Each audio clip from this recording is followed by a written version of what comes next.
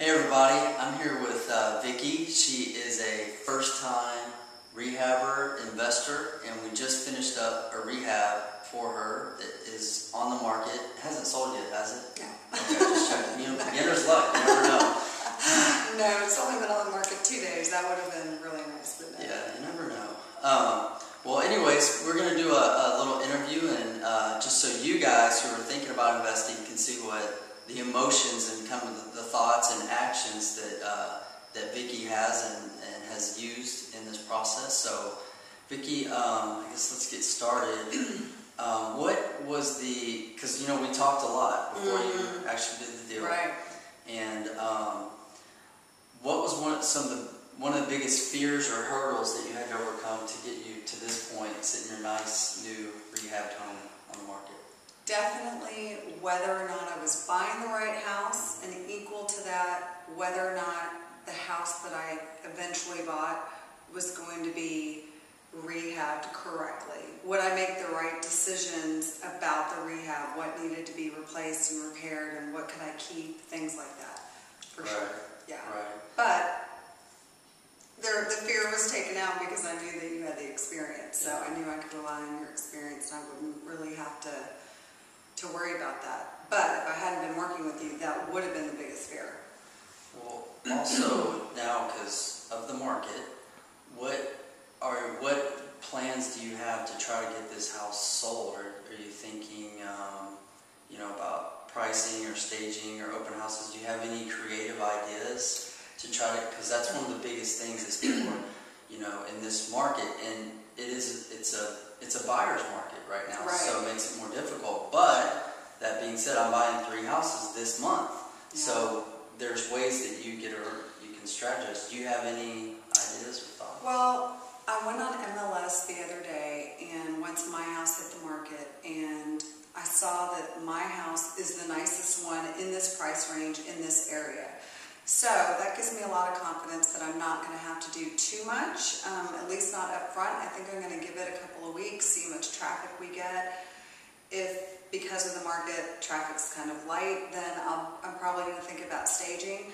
But the good thing is that all the decisions that you made for me in the rehab, the granite countertops and the new tile and the paint colors that you chose and the new carpet, all the things that you did are now paying off because the MLS listing or the other homes on MLS are not as nice as my house. And so my house is the best buy for this market. And so that should, if buyers who are obviously paying attention to price per square foot and who want stainless steel appliances and things like that, they're going to see my house as the best deal. So I'm hoping that I don't have to invest a lot of money like in staging, but that would be my next step, is possibly staging. Yeah, and I think that Vicki's an attorney, and she needs to be given a lot of credit because she's done what some investors don't do. She did a lot of research on this home. You did. We talked almost every day for a week or two. Yeah. She did a lot of research on what she was going to be able to price the house at, how she was going to be looking per square foot, what her competition was in the market. I know you look almost every day, and I think you still are, at seeing what's going on. So that being said, I get different, to be honest, I get different feelings on certain houses, but I have a great feeling about this house because the finished product is great, the curb appeal is great. I happen to know this neighborhood, which was one of the factors that you took in, that this is a very solid neighborhood. Yes, it's a very nice, stable, and it happens to be close to where we both live. Right. So we know this neighborhood is a good neighborhood for a good starter. Middle class neighborhood. Yeah. So I think you've done a lot of research, which is very, very important. So I feel very confident about it, about your success. And well, that makes me feel good, and really better than good, because I have to say this. I want all your viewers, I guess, to know this. I honestly would not have gotten into investing at all. I mean, it would not have been something that I felt comfortable doing if I didn't know that I could work with you, because I know about your experience. I know, you have 33 rentals, probably more by now. and I knew that I could trust you. And that's so much of it too, is that you want to know, some people might be interested in investing, but they're like, yeah, but then I got to find a good paint guy and a good this guy, and there's all these different people I have to use, and I'm going to have to trust each one of them that they're not going to screw me over and that they're going to give me the fair price.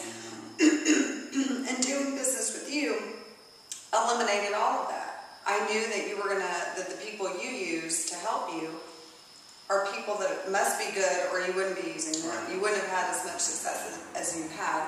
So I honestly can say I would not have done this if I had to work with anybody else. I mean, that's just, your integrity is beyond reproach, and I knew that you were going to make wise decisions because you've had so much success yourself. So I knew if you could just transfer that same philosophy that you've used to my project, which I knew you would do, then I knew I was in good hands. I mean, I haven't been stressed out at all. I haven't lost a single ounce of sleep in any of this because I knew that I was in good, excellent hands. And I mean that from the bottom of my heart, so thank you. I appreciate it.